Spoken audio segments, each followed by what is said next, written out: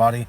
So today I'm going to show you guys a little bit of how to replace your brake booster in a 07 to 11 Jeep Wrangler. So without further ado, I'm going to get up underneath the hood and show you guys what needs to be removed, and come inside and show you guys a little bit what also needs to be removed. If you're having trouble with maybe a stiff pedal, or maybe pedal getting hard and maybe going soft, this case here we're also having to replace the master cylinder as well, because the master cylinder was leaking down into the booster. So purpose of replacing the master booster.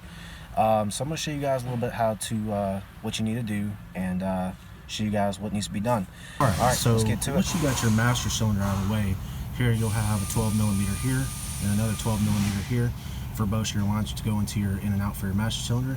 You'll have your connector for your brake level switch on your master cylinder connected here. You're going to take that off. You're going to take your two lines loose with your line wrench. Here you're going to have a 13mm, your 13mm here as well for your master cylinder, and you're going to take your vacuum hose for your booster loose. So here I've already got my check valve loose.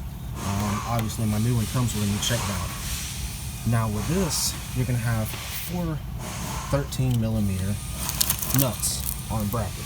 So you guys can see one, there's one here, there's one down here at the bottom. This one is a manual transmission, so you'll have one down here towards the bottom. And you'll have one over here as well with a clip going from your line as well. Obviously, again, this is a manual transmission, so you may not have this line here. Once you get those 4 loose, we're going to go ahead and pull this master cylinder out. We're going to go inside and show you what else you got to do. Alright, so once you're inside of the vehicle, you'll see here there's a clip going for your brake pedal, and you'll see 4 nuts. Don't take these 4 nuts loose yet. They're actually connected to the plate to the outside. Again, this is a manual transmission, so I'm going to have to take the clutch pedal loose as well from the clutch of the slave cylinder here. And I'm going to go ahead and get these clips out of here. This is a really tight spot, but you're going to have to remove these clips right up there. So you'll have to detach from the piston of the brake booster, and we'll go ahead and get that done, and we'll come back to you. So we're back up underneath here. Show you guys, once you get your you're going to take a small pry bar or small screwdriver or whatever. You're going to pop the piston off of the clutch pedal. As you can see here, it just clips on there. And for the brake pedal, you're going to have a standard metal clip, and you're just going to pop both of these off. And once you get all of that done up underneath the hood and get both of these done, you're going to go back up underneath the hood, and you'll get the mounting plate for the booster off the firewall. So let's go back up underneath the hood, and we'll show you what's up. Back up underneath the hood here. You got your mounting plate against the wall. You may have to take a small pry bar and kind of push off of the firewall a little bit. Sometimes they get a little stuck on there due to maybe a little bit of stick or a little bit of foam there. So you may have to pull that off.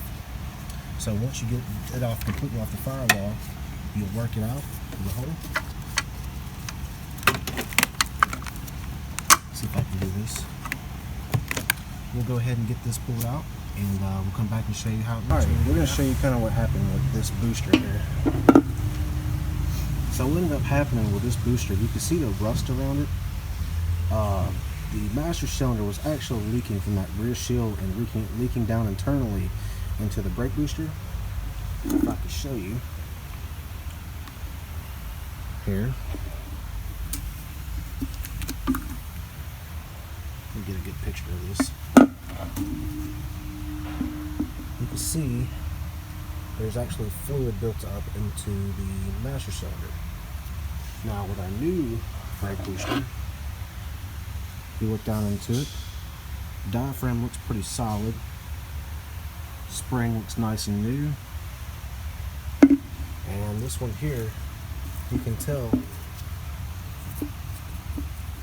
it's really loose.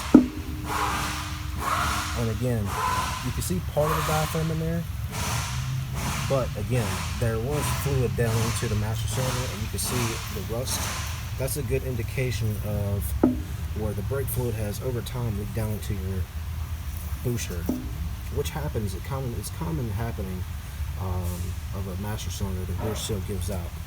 So anytime you replace your brake booster, you might get a new rear seal, or you replace your master cylinder, you might get a new rear seal for this. So we'll go ahead and put the booster back in, and we'll show you what needs to be done. Alright, so before you put your booster back and your mounting bracket back to your firewall over here, you should have 4 nuts like this on the back over here. You see your studs for your booster. So you're going to take and go ahead and put those on. Should be 4 13 millimeters. You'll have one here, here, and 2 more down at the bottom. And once you get those tightened, you put it back against the wall. So we'll go ahead and tighten this back up and get it remounted back to the wall and show you what else you got to do. So once you got your, this is how it should look once you got your master cylinder and booster back in.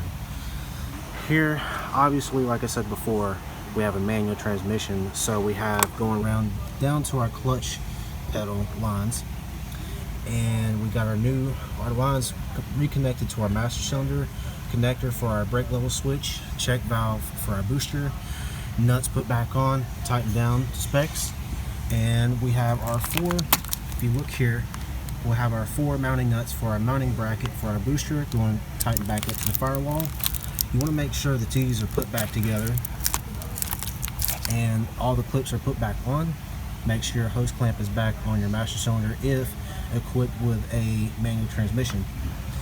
So without further ado, I'm going to show you guys what you got to do to get back to the inside, get pedals lined back up and clip back in, and show you guys what else you got to do. Alright guys, so we got everything put back together up underneath, and we had to replace the clip for the brake pedal switch, or actually the brake pedal for the piston from the booster.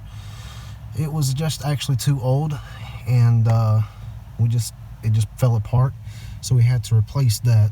And with the clutch, if you have a clutch, it should just be a plastic clip that just you can be able to pry right off. So once you got everything put back together in here, we'll show you what else you have to do up underneath the hood, and show you what else you need to do, and get ready to bleed the system. Alright guys, I appreciate everybody watching this video today. If you like this channel, make sure you guys subscribe to my channel. If you like the video, give it a thumbs up. And I appreciate everybody taking the time to watch it, all the support from everybody. And if you like this video, if maybe it helped you or somebody else out, definitely comment down below what you think of the video. And hopefully this helps somebody out there, maybe with some problems with their braking system. Maybe they're getting a hard pedal or a really stiff pedal. Maybe it's going stiff to soft, or intermittently. Maybe they have a problem with their master cylinder. So I didn't want to show the whole video as well, because it was really hard to film this video with everything and working on it at the same time. There's really tight spaces. The seats don't go so far back without taking them out. And it's very tight spaces. You just have to work with everything and be patient. You'll kind of have to work with around different lines and wires and harnesses.